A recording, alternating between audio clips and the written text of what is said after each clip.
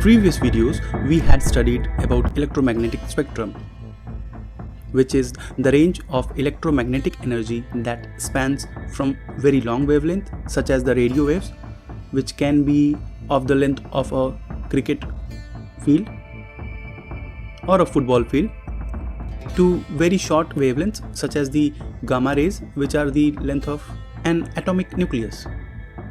And we also learned that most of the energy of this spectrum is not visible to our eyes. It is just the visible spectrum which forms a smaller portion of the total amount that surrounds us, which we can see through our naked eyes. We have also seen that remote sensors are designed to operate at specific regions of the electromagnetic spectrum according to their intended application.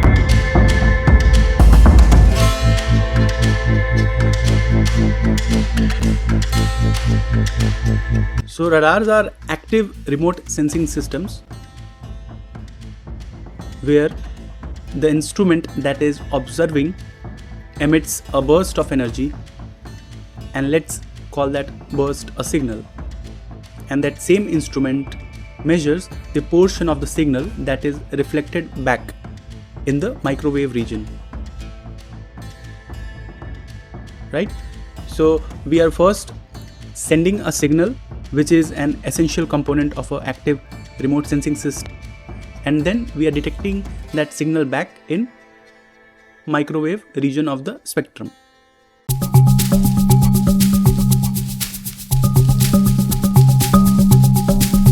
So there are various advantages and disadvantages of a radar remote sensing over optical remote sensing.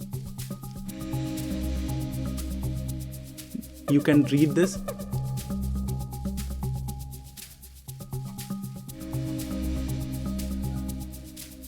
In the course of the lecture, we will learn more about these advantages and disadvantages. It's just given here for your reference.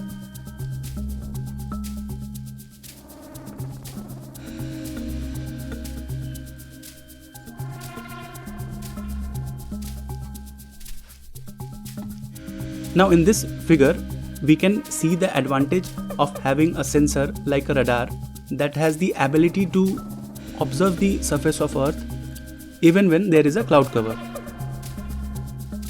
This figure shows the total fractional annual cloud cover, which is averaged from 1983 to 1990, and the colors indicate the percentage of time whenever there is a cloud cover. And as you can see, some of the areas of the world are constantly covered by clouds, such as the tropical regions. And for these areas, the radar seems to be an ideal sensor. Now in this image, where there is a comparison between optical and radar sensing, you can clearly see that because of the smoke from the volcano, the visibility in the optical sensor is very limited. However, in the radar image, we can see even through the areas which are generally not seen through an optical sensor. So clearly we can see through smoke.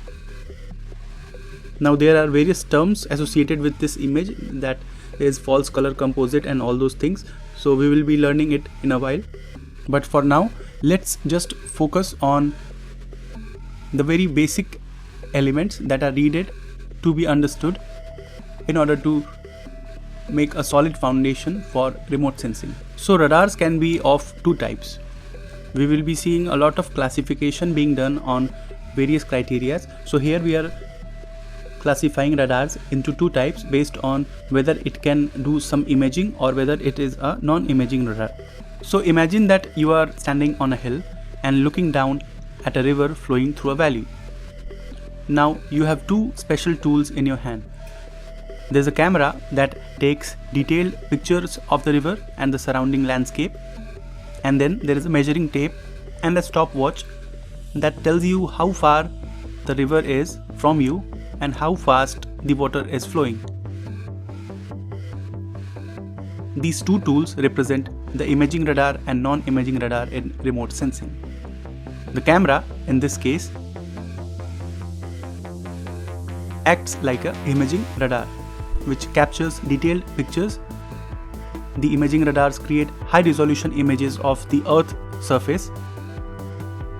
These radars, like the synthetic Aperture radar, sends out microwave signals and measures the reflected waves to form an image.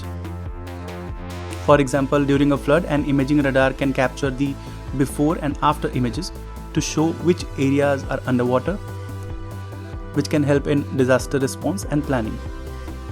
Now let's talk about the non-imaging radars. So the measuring tape that we have used and the stopwatch. So these, instead of creating images, these tools will help you to measure the river's depth, speed and distance. Similarly, the non-imaging radars focus on specific measurements rather than forming pictures. For example, altimeters measures the height of oceans, rivers and lakes from space. There is something called as the scatterometers, which estimate the wind speed and the direction of winds over ocean. Precipitation radars detect rainfall intensity in storms. These radars are very crucial for weather prediction, flood monitoring and tracking climate changes. And now the question is whether we need imaging sensors or non-imaging sensors. So actually we need both. In hydrology, both radar types play a crucial role. The imaging radars show the big picture, how the landscapes change over time, whereas the non-imaging radars provide precise measurements like the water levels, rainfall and wind speed. If they are combined, they help scientists understand how water moves across our planet. Now let's discuss about something known as the down-looking radars and side-looking radars. So the radars which we are generally talking about are side-looking, because if the radar would look straight down as in the figure on the left side, it would not be able to differentiate between 2 points A and B, because it is clearly showing that the signal will reach the point A and the point B both at the same time, and then will also return to the sensor at the same time. This is why you would not be able to differentiate them. However, on the right side, if the radar is side looking, such as in this figure, the signal will take different time to reach point A and point B, and therefore these 2 points can be identified uniquely.